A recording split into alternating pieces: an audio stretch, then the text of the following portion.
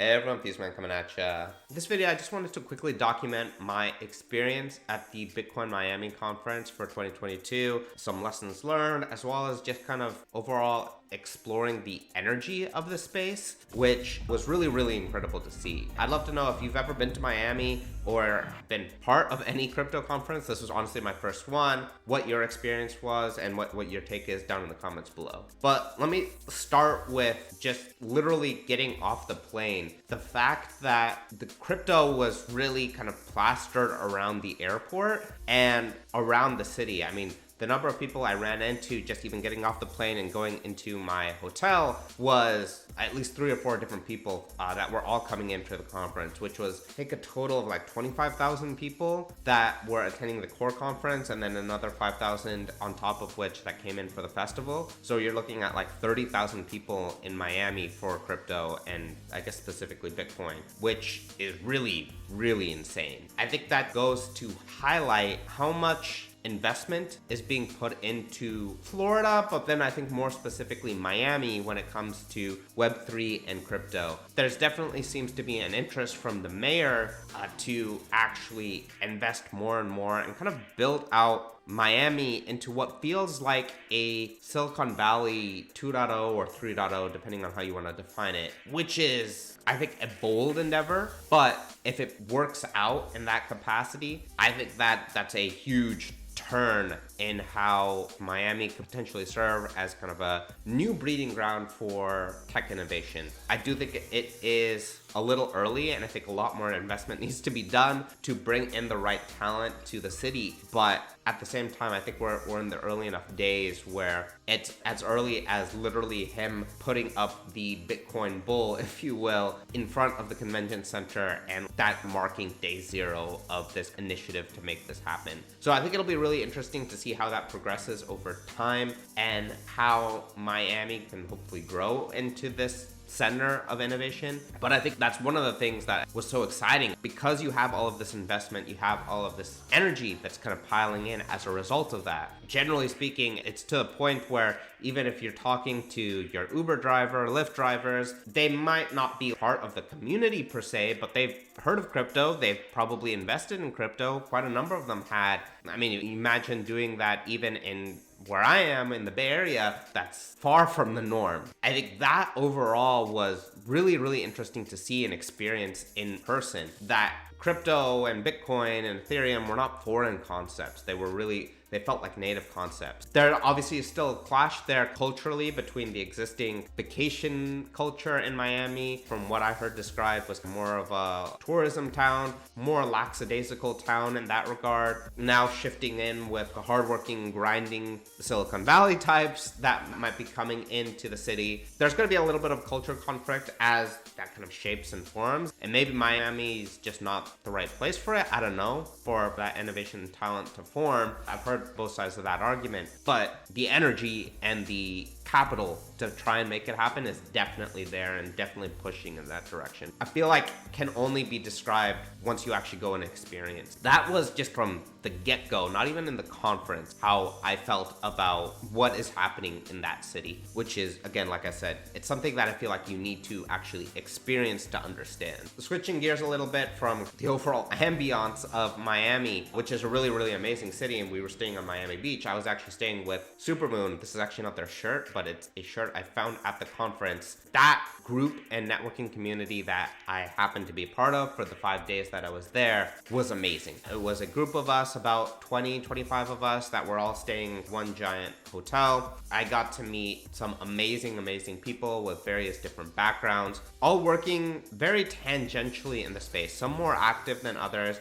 I mean, even myself, I wouldn't say that I'm terribly active in the crypto Web3 space, other than just producing videos here on the channel. There's some people that are really trying to push it into a core part of their business. Other aspects that are people kind of like myself that are still dabbling, still trying to scope more things out. At the end of the day, I felt like, generally speaking, we were all excited about the space, all worried about some of the same potential problems that could arise, and all under the consensus, both within our group, but also I felt broadly when talking to people at the conference that things are still incredibly early, to the point where generally when I was walking the floor, what I would typically see is a lot of focus on payments, a lot of focus on mining, which I was surprised to see, and just a lot of then smaller focus on art and NFTs, which, fun fact, I found out while I was there is that the first NFT was actually created on the Bitcoin network in 2014. It was not part of even the 2017 hype cycle, if you will. There was an amazing gallery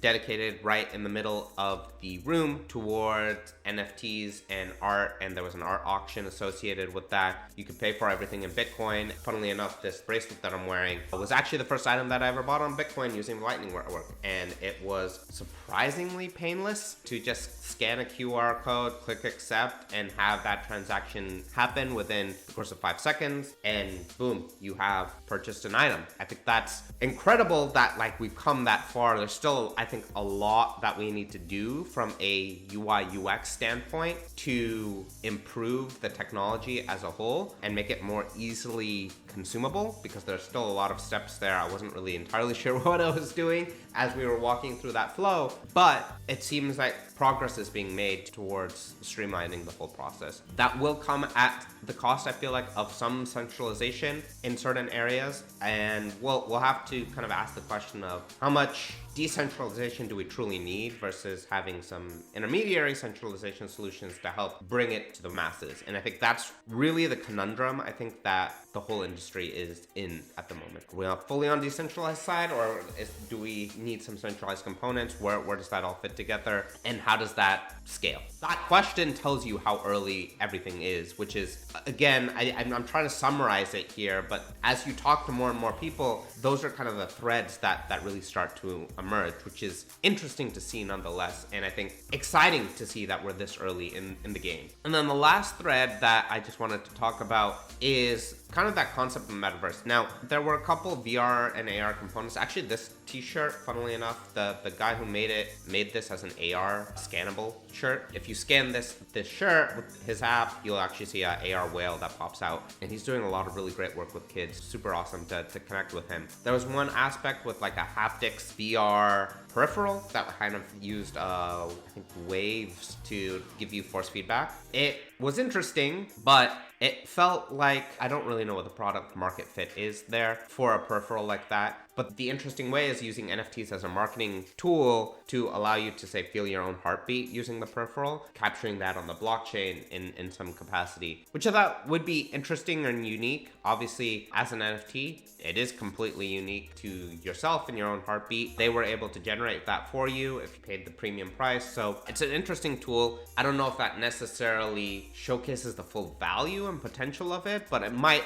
appeal to that NFT audience. It is funny a little bit to see how the crypto community that might not necessarily have ever tried VR is still going to get blown away by using an Oculus Quest for the first time. I think that just goes to show how early VR is too, that there are still people getting blown away by the technology. I think, needless to say, I think that just shows how early NFTs are, how early VR is. At the same time, that I think NFTs are ultimately here to stay, but they're going to be moving in an evolving fashion that we'll have to wait and see how that evolves. And the last thing that I would want to wrap this video up on is, I think, the optimistically cautious nature that everyone had. And I think Jordan Peterson kind of summarized it the best in his session that he gave at the conference. That's actually one of the reasons I really like this one, is not only do I like yin yang, as kind of highlighted by that guy right there, I like how he describes this as like order and chaos. That kind of correlates back to